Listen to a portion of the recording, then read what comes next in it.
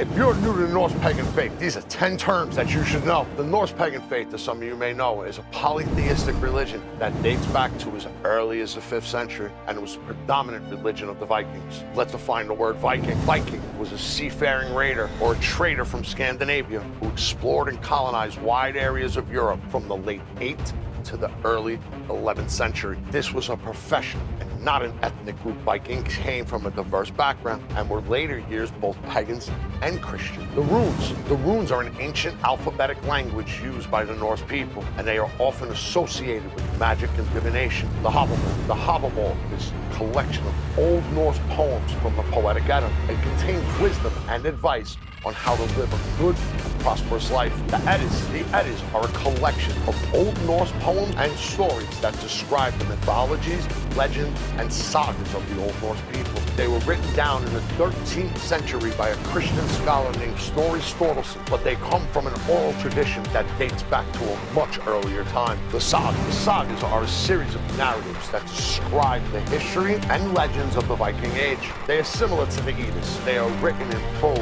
rather than poetry. U.P.G. U.P.G stands for unverified personal gnosis. It refers to an individual spiritual experience and insight that are not necessarily based on tradition or texts. S.P.G. S.P.G stands for shared personal gnosis. It refers to spiritual experiences and insights that are shared by a group or community. V.P.G. V.P.G stands for verified personal gnosis. It refers to individual spiritual experiences that are backed by research or evidence. Click that follow button for more information on Norse mythology, where we answer questions like